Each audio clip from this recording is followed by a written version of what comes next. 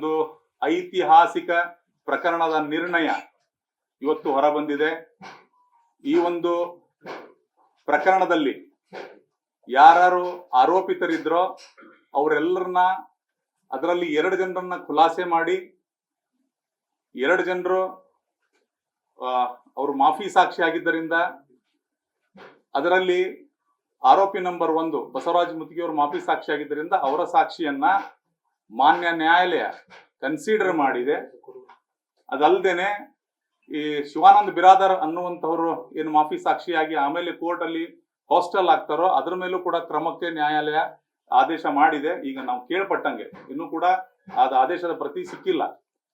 ಅದಲ್ಲದೇನೆ 2 ರಿಂದ 17ರವರೆಗೆ ಏನು ಆರೋಪಿಗಳಿದ್ದರು, 2 ರಿಂದ 17ರವರೆಗೆ ಏನು ಆರೋಪಿಗಳಿದ್ದರು ಅದರಲ್ಲಿ ಪೊಲೀಸ್ ಇನ್ಸ್ಪೆಕ್ಟರ್ ಚನ್ನಕೇಶವ್ ಟಿಂಗ್ರಿಕರನ್ನ ಹೊರತುಪಡಿಸಿ ಎಲ್ಲರಿಗೂ ಜೀವಾವಧಿ ಶಿಕ್ಷೆ ಆಗಿದೆ ಅಂತ ಹೇಳಿ ಈಗ ಮಾನ್ಯ ನ್ಯಾಯಾಲಯ ಆದೇಶ ಮಾಡಿದೆ. ಚನ್ನಕೇಶವ್ ಟಿಂಗ್ರಿಕರ್ ಅವರಿಗೆ 7 ವರ್ಷ ಶಿಕ್ಷೆ ಆಗಿದೆ ಅಂತ ಹೇಳಿ ಗೊತ್ತಾಗಿದೆ ನಮ್ಗೆ. ಸೊ ಇದು ಸ್ವಾಗತಾರ್ಹ.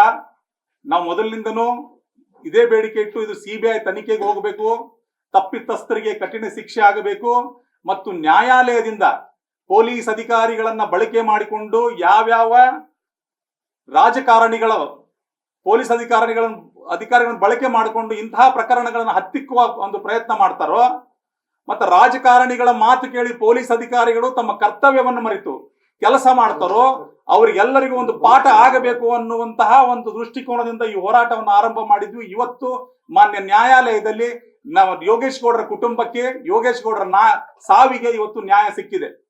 ಈ ಒಂದು ಆದೇಶದಿಂದ ನನಗೆ ಸಂತೋಷನೂ ಆಗಿಲ್ಲ, ದುಃಖನೂ ಆಗಿಲ್ಲ. ಆದರೆ ಇಂತಹ ಒಂದು ಐತಿಹಾಸಿಕ ಪ್ರಕರಣವನ್ನು CBIಗೆ ಕೊಡಿಸುವುದರಲ್ಲಿ ಮುಂಚೂಣಿಯಲ್ಲಿ ನಿಂತು ಹೋರಾಟ ಮಾಡಿದ್ದೇನೆ, ಎಲ್ಲರ ಜೊತೆ ನಿಂತು ಹೋರಾಟ ಮಾಡಿದ್ದೇನೆ ಅನ್ನುವಂತ ಹೆಮ್ಮೆ ನನಗಿದೆ. ಹಾಗಾಗಿ ನಾನು ಹಿಗ್ಗೋದು ಇಲ್ಲ, ಕುಗ್ಗೋದು ಇಲ್ಲ. ಇಂತಹ ಪ್ರಕರಣಗಳು ಮುಂದೆ ನಡೀಬಾರದು ಅಂತ ಕೇಳಿದ್ರೆ ರಾಜ್ಯ ಸರ್ಕಾರ ಇದು ಕಳೆದ ಬಾರಿ ಇದು ಇವರೇ ಮುಖ್ಯಮಂತ್ರಿಗಳು, ಇವರೇ ಗೃಹ ಮಂತ್ರಿಗಳು, ಮುಖ್ಯಮಂತ್ರಿ ಸಿದ್ದರಾಮಯ್ಯನವರು, ಗೃಹ ಮಂತ್ರಿಗಳಾದಂತ ಪರಮೇಶ್ವರನವರು 2016ರಲ್ಲಿ ಈ ಘಟನೆ ನಡೆದಾಗಿದ್ರು. ಅವರೇ ಮತ್ತೊಮ್ಮೆ ಅವರದೇ ಸರ್ಕಾರ ಬಂದು ಅವರೇ ಮುಖ್ಯಮಂತ್ರಿ, ಗೃಹ ಮಂತ್ರಿ ಆಗಿದ್ದಾರೆ. ರಾಜ್ಯ ಸರ್ಕಾರ ಕೂಡಲೇ ಶಿಫಾರಸು ಪತ್ರಗಳನ್ನ ಶಾಸಕರಿಂದ, ಮಂತ್ರಿಗಳಿಂದ ಪಡೆದು ಪೊಲೀಸ್ ಅಧಿಕಾರಿಗಳ ನಿಯುಕ್ತಿ, ಠಾಣೆಗಳಿಗೆ ನಿಯುಕ್ತಿ ಮಾಡೋದನ್ನ ನಿಲ್ಲಿಸಬೇಕು. ಇದರ ಮೇಲೆ ಸರಿಯಾದ ಕ್ರಮವನ್ನು ಜರುಗಿಸಬೇಕು. ಅವಾಗಲೇ ಪೊಲೀಸ್ ಅಧಿಕಾರಿಗಳು ಇಂಡಿಪೆಂಡೆಂಟ್ ಆಗಿ ಕೆಲಸ ಮಾಡಲು ಸಾಧ್ಯ. ಸೊ ಹಾಗಾಗಿ ತಮ್ಮ ಮೂಲಕ ನಾನು ಕೈ ಮುಗಿದು ಮಾನ್ಯ ಸಿದ್ದರಾಮಯ್ಯರನ್ನು ಕೇಳ್ಕೊತೇನೆ, ಶಿಫಾರಸು ಪತ್ರಗಳನ್ನು ತೆಗೆದುಕೊಂಡು ಪೊಲೀಸ್ ಅಧಿಕಾರಿಗಳ ನಿಯುಕ್ತಿಯನ್ನು ಮಾಡೋದನ್ನ ನಿಲ್ಲಿಸಿ. ಮತ್ತು ಅವಾಗ ತಾನೇ ಇಂತಹ ಪ್ರಕರಣಗಳಿಗೆ ಕಡಿವಾಣ ಹಾಕಲು ಸಾಧ್ಯ. ಸೊ ಇದೊಂದು ಐತಿಹಾಸಿಕ ಪ್ರಕರಣ. ಈ ಕೂಡಲೇ ನಾನು ಹೇಳಿದ್ದೆ, ಮೊದಲು ಕೂಡ ನಾನು ಹೇಳಿದ್ದೆ, ಈ ಒಂದು ಪ್ರಕರಣ ದೇಶದ ಕಾನೂನಿನ ಇತಿಹಾಸದಲ್ಲಿ ಇಂತಹ ಪ್ರಕರಣ ಈ ಹಿಂದೆಯೂ ನಡೆದಿಲ್ಲ, ಮುಂದೆಯೂ ನಡಿಲಿಕ್ಕಿಲ್ಲ. ಇವು 313 ಸ್ಟೇಟ್ಮೆಂಟ್ಗೆ ಹೋದ ಮೇಲೆ ರಾಜ್ಯ ಸರ್ಕಾರ ಇದೊಂದು ಪ್ರಕರಣವನ್ನ CBI ತನಿಖೆಗೆ ಒಳಪಡಿಸಿದೆ. ಇವತ್ತು ನಾನು ತಮ್ಮ ಮಾಧ್ಯಮದ ಮೂಲಕ ಅಂದಿನ ರಾಜ್ಯ ಸರ್ಕಾರದ ಮುಖ್ಯಮಂತ್ರಿಗಳಾದಂತ ಸನ್ಮಾನ್ಯ ಶ್ರೀ ಯಡಿಯೂರಪ್ಪರವರಿಗೆ ತಮ್ಮ ಮೂಲಕ ನಾನು ಧನ್ಯವಾದಗಳನ್ನು ಹೇಳಕ್ಕೆ ಬಯಸ್ತೀನಿ. ಈ ಪ್ರಕರಣವನ್ನು ಬಯಲಿಗೆ ತರೋದಕ್ಕೋಸ್ಕರ ನಾವೇನು ಹೋರಾಟ ಮಾಡಿದ್ವಿ, ಆ ಕುಟುಂಬಕ್ಕೆ ಏನು ಮಾತು ಕೊಟ್ಟಿದ್ರು, ನಮ್ಮ ಭಾಗದ ಜನರಿಗೆ ಯೋಗೇಶ್ ಗೌಡರ ಕೊಲೆ ಪ್ರಕರಣವನ್ನು ನಮ್ಮ ಸರ್ಕಾರ ಬಂದು 2 ದಿನದಲ್ಲಿ CBI ತನಿಖೆಗೆ ವಹಿಸ್ತೀನಿ ಅಂತ ಏನು ಸನ್ಮಾನ್ಯ ಮುಖ್ಯಮಂತ್ರಿಗಳು, ಅಂದಿನ ಮುಖ್ಯಮಂತ್ರಿಗಳು ಯಡಿಯೂರಪ್ಪನವರು ಹೇಳಿದ್ರು, ಅವರ ಮಾತಿನಂತೆ ನಡೆಕೊಂಡಿದ್ದರಿಂದ ಇದು CBI ತನಿಖೆಗೆ ಹೋಗಿ ಸತ್ಯಾಂಶ ಇವತ್ತು ಹೊರಗಡೆ ಬಂದಿದೆ. CBI ಅಧಿಕಾರಿಗಳು ಬಹಳ ಚೆನ್ನಾಗಿ ಇದನ್ನ ಎನ್ಕ್ವೈರಿ ಮಾಡಿ ಸಂಬಂಧಪಟ್ಟಂತ ತಪ್ಪಿತಸ್ಥ ಆರೋಪಿತರನ್ನ ತೆಗೆದುಕೊಂಡು ಬಂದು ನ್ಯಾಯಾಲಯದಲ್ಲಿ ನಿಲ್ಲಿಸಿ ಅದನ್ನು ಸಮಗ್ರವಾದಂತಹ ಒಂದು ವಿಚಾರಣೆ ನ್ಯಾಯಾಲಯದಲ್ಲಿ ನಡೆದು CBI ವಕೀಲರು ಚೆನ್ನಾಗಿ ಅದನ್ನ ಕೋರ್ಟ್ ಅಲ್ಲಿ ಮಂಡಿಸಿದ ಮೇಲೆ ಸಾಕ್ಷ್ಯಾಧಾರಗಳನ್ನ ಪರಿಗಣಿಸಿ ಇವತ್ತು ನ್ಯಾಯಾಲಯ ಐತಿಹಾಸಿಕ ತೀರ್ಪನ್ನು ನೀಡಿದೆ. ಸೊ ಹಾಗಾಗಿ ಫಸ್ಟ್ ಡೇ ಯಾವತ್ತು ಈ ಪ್ರಕರಣವನ್ನ CBI ಕೊಡಬೇಕು ಅಂತ ಹೇಳಿ ನಾನು ಪತ್ರಿಕಾಗೋಷ್ಠಿಯನ್ನು ನಡೆಸಿದ್ನೋ ಅವಾಗಿಂದನೂ ಡೈರೆಕ್ಟ್ ಅಂಡ್ ಇಂಡೈರೆಕ್ಟ್ ಥ್ರೆಟ್ಗಳು ಇದ್ದೇ ಇದ್ದು ಇವತ್ತಿಗೂ ಕೂಡ ಇದಾವೆ, ಮುಂದೂ ಕೂಡ ಇರ್ತವೆ. ಈ ಥ್ರೆಟ್ಗಳು ನಿಲ್ಲೋದಿಲ್ಲ. ನನ್ಗೆ ಗೊತ್ತು, ಇಂತಹ ಒಂದು ಕೊಲೆ ಪ್ರಕರಣದಲ್ಲಿ, ಅದು ಹೈ ಪ್ರೊಫೈಲ್ ಕೊಲೆ ಪ್ರಕರಣದಲ್ಲಿ ನಾವು ಹೋರಾಟ ಮಾಡಿದಾಗ ನಾನೇ ಅಲ್ಲ ಯಾರೇ ಹೋರಾಟ ಮಾಡಿದ್ರು ಅವರಿಗಿಂತ ಥ್ರೆಟ್ಗಳು ಇದ್ದಿದ್ದೇ ಸರ್ವೇ ಸಾಮಾನ್ಯ. ಸೆಕ್ಯೂರಿಟಿ ಬೇಕಾ ಸರ್? ನಾನೇನು ಕೇಳಿಲ್ಲ. ಸರ್ ಆಯ್ತು, ನಾನು ಅವ್ರಿಗೆ ಧೈರ್ಯ ತುಂಬುವಂತ ಕೆಲಸ ಮಾಡಿದ್ದೇನೆ ನಿನ್ನೆ ಬಂದು ನಾನು. ಸೊ ನನಗೆ ಯಾವ ಸೆಕ್ಯೂರಿಟಿ ಅವಶ್ಯಕತೆ ಇಲ್ಲ. ನಾನು ನಾನು ನಾನು ಒಂದು ನಂಬಿಕೆಯಲ್ಲಿ ಬದುಕುತ್ತಿರುವಂತವನು. ಎಲ್ಲಿವರೆಗೂ ನನ್ನ ಹಣೆ ಬರ ಗಟ್ಟಿಯಾಗಿದ್ದು ಅಲ್ಲಿವರೆಗೂ ಬದುಕ್ತೀನಿ. ಎಲ್ಲಿಗೆ ನನ್ನ ಸಮಯ ಮುಗಿತ್ತು ಅಲ್ಲಿಗೆ ನಾನು ಸಾಯ್ತೀನಿ. ಸೊ ಹಾಗಾಗಿ ನನಗೆ ಸೆಕ್ಯೂರಿಟಿ ಅವಶ್ಯಕತೆ ಏನಿಲ್ಲ. ಈ ಹೋರಾಟ ನಿರಂತರವಾಗಿರುತ್ತೆ, ನಾನು ಮಾಡ್ತಾ ಇರ್ತೇನೆ. ಹಂತದ ಹೋರಾಟ ಇಲ್ಲಿಗೆ ಮುಗೀತು. ಈಗ ಕಾನೂನಿನ ಹೋರಾಟ. ಅವರು ಅಪೀಲ್ ಹೋಗ್ಬೋದು. ಅಪೀಲ್ ನಲ್ಲಿ ಗುರುನಾಥ ಗೌಡರ ಕುಟುಂಬದ ಪರವಾಗಿ ಮತ್ತೆ ನಾವು ಇಂಪ್ಲೀಡ್ ಆಗ್ಬೇಕಾಗತ್ತೆ. ಸಿಬಿಐದವರು ಅವರ ಒಂದು ಪಕ್ಷವನ್ನ ಇಡ್ತಾರೆ. ಇದು ನಿರಂತರವಾಗಿ ನಡೆದಂತದ್ದು, ಸುಪ್ರೀಂ ಕೋರ್ಟ್ ವರೆಗೂ ನಡೆಯುವಂತದ್ದು. ಇದು ಅದು 2ನೇ ಹಂತದ ಹೋರಾಟ. ಇಲ್ಲಿಯವರೆಗೂ ಈ ಹೋರಾಟದಲ್ಲಿ ಏನು ಜಯ ಸಿಕ್ಕಿದೆ, ಆ ಜಯದಿಂದ ನನಗೆ ಹೆಮ್ಮೆ ಇದೆ. ಇಂತಹ ಒಂದು ಐತಿಹಾಸಿಕ ಹೋರಾಟದಲ್ಲಿ ನಾನು ಕೂಡ ಭಾಗಿಯಾಗಿದ್ದೇನೆ ಅನ್ನುವಂತ ಒಂದು ಹೆಮ್ಮೆ ನನಗಿದೆ. ನೀವು ಇಷ್ಟು ದಿನ ಮೇಲಾಧಿಕಾರಿಗಳ ಪ್ರೆಸರ್ ನಿಂದ ಮಾಡಿರ್ತಾರಲ್ಲ, ಇದರಲ್ಲಿ ಮೇಲಾಧಿಕಾರಿಗಳ ಏನಾರ ಬಚಾವಾದ್ರ? ಹಾಗೆ ನನ್ಗೆ ಅನಿಸ್ತಾ ಇಲ್ಲ. ಸಾಕ್ಷ್ಯಾಧಾರಗಳು ಯಾರ ಮೇಲೆ ಲಭ್ಯ ಆಗಿದೋ ಅವ್ರನ್ನೆಲ್ಲರನ್ನು ಕೋರ್ಟಲ್ಲಿ ನಿಲ್ಲಿಸಿದ್ದಾರೆ. ಇವರು ಯಾರು ಇವತ್ತು ಅವ್ರ ಮೇಲೆ ಆಪಾದನೆ ಪ್ರೂವ್ ಆಗಿದೆ, ವಿಚಾರಣೆ ಹಂತದ ಸಮಯದಲ್ಲಿ ಅವರ ಮೇಲೆ ಮೇಲಾಧಿಕಾರಿಗಳು ಪ್ರೆಷರ್ ಹಾಕಿದ್ರೆ ಅವ್ರು ಹೇಳಬೇಕಿತ್ತು, ಎನ್ಕ್ವೈರಿಯಲ್ಲಿ ಬಾಯಿ ಬಿಡಬೇಕಿತ್ತು. ಅವ್ರು ಹೇಳಿಲ್ಲ. ಅವ್ರು ಮುಚ್ಚ ಹಾಕೊಂಡು ಮೇಲಾಧಿಕಾರಿಗಳನ್ನು ಬಚಾವ್ ಮಾಡುವಂತ ಕೆಲಸ ಮಾಡಿದ್ದಾರೆ.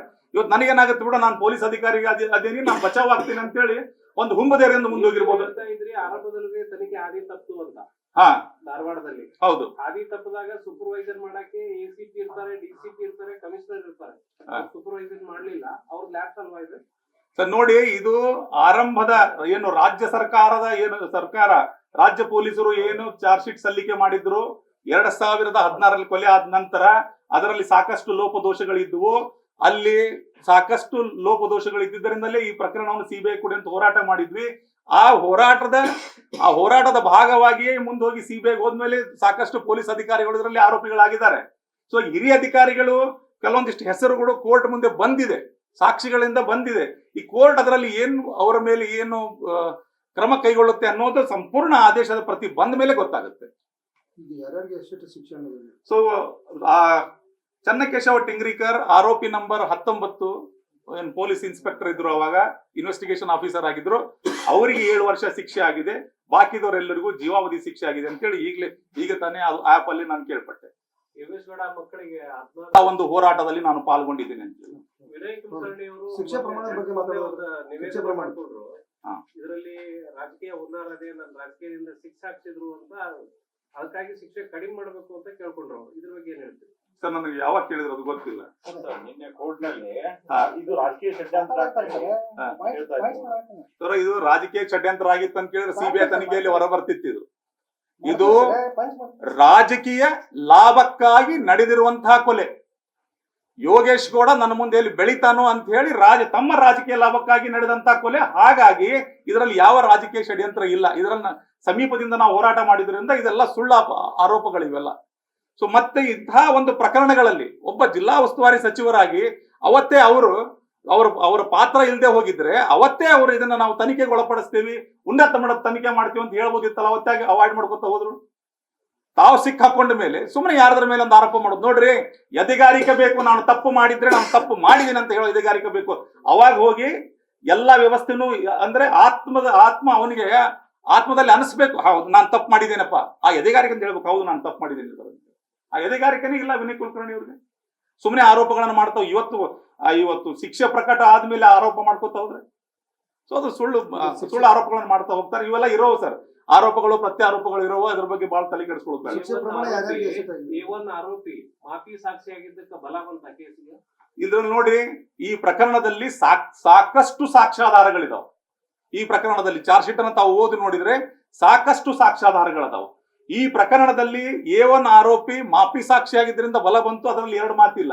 ಅದಲ್ಲದೆ ಐ ವಿಟ್ನೆಸ್ಗಳು 164 ಸ್ಟೇಟ್ಮೆಂಟ್ ಅನ್ನ ಕೊಟ್ಟು 164 ಸ್ಟೇಟ್ಮೆಂಟ್ ಅನ್ನ ಕೊಟ್ಟು ಮುಂದೆ ಕೋರ್ಟ್ ಒಳಗಡೆ ಬಂದು ಹಾಸ್ಟೆಲ್ ಆದ್ಮೇಲೆ ಅವರು ಆ ಜಾಗದಲ್ಲಿ ಇದ್ರು ಅನ್ನೋದಕ್ಕೆ ಸಿಸಿಟಿವಿಯಲ್ಲಿ ರುಜುವಾತಾಗಿದೆ. ಸಿಸಿಟಿವಿ ಒಂದು ಸೈಲೆಂಟ್ ವಿಟ್ನೆಸ್ ಆಗಿದ್ದರಿಂದ ಇವತ್ತು ಮಾನ್ಯ ನ್ಯಾಯಾಲಯ ಅದನ್ನು ಪರಿಗಣಿಸಿ ಕೊಟ್ಟಿರ್ಬೋದು ಅಂತ ಅನ್ಸ್ಕೊತೀನಿ. ಯಾಕಂದ್ರೆ ನಂತರ ಆದೇಶದ ಪ್ರತಿ ಇಲ್ಲ. ಪರಿಗಣಿಸಿ ಯಾರ್ಯಾರು ಐ ವಿಟ್ನೆಸ್ಗಳು ಆ ಜಾಗದಲ್ಲಿದ್ದು ನಮ್ಗೆ ಗೊತ್ತಿಲ್ಲ ಅಂತ ಸುಳ್ಳು ಸಾಕ್ಷಿ ಹೇಳಿದ್ದಾರೆ, ಅವ್ರೆಲ್ಲರನ್ನೂ ಕೂಡ ಅವ್ರ ಮೇಲೆ ಫರ್ಜೂರಿ ಕೇಸ್ ಮಾಡಲು ಮಾನ್ಯ ರಿಜಿಸ್ಟ್ರಾರ್ ಅವರಿಗೆ ಇವತ್ತು ನ್ಯಾಯಾಲಯ ಆದೇಶಿಸಿದೆ. ಅದಲ್ಲದೆ ಪೊಲೀಸ್ ಅಧಿಕಾರಿಗಳು ಶಿವಾನಂದ್ ಚಲ್ವಾದಿ ಅಂತಹ ಒಬ್ಬ ACP ರ್ಯಾಂಕಿನ ಅಧಿಕಾರಿ ಮತ್ತೆರಡು ಜನ ಪೊಲೀಸ್ ಅಧಿಕಾರಿಗಳು 164 ಸ್ಟೇಟ್ಮೆಂಟ್ ಕೊಟ್ಟು ಬಂದು ನ್ಯಾಯಾಲಯದಲ್ಲಿ ಸುಳ್ಳು ಸಾಕ್ಷಿ ಹೇಳಿದ್ದಕ್ಕಾಗಿ ಅವ್ರ ಮೇಲೂ ಕೂಡ ಫರ್ಜೂರಿ ಕೇಸ್ ದಾಖಲು ಮಾಡಲು ಆದೇಶಿಸಿದೆ ನ್ಯಾಯಾಲಯ. ನೀವು ಸಣ್ಣ ಆಗ್ಬೇಕಲ್ವಾ? ಅದು ಒಂದು ಉತ್ತಮ ಆಹಾರದಿಂದ ಸಣ್ಣ ಆಗ್ಬೇಕಲ್ವಾ? ಪ್ರತಿದಿನ ನಮ್ಮ ಜೀನಿ ಸ್ಲಿಮ್ ನ ಯೂಸ್ ಮಾಡಿ ಯಾವುದೇ ಸೈಡ್ ಎಫೆಕ್ಟ್ ಇಲ್ದಂಗೆ ನೀವು ಸಣ್ಣ ಆಗ್ತೀರಾ.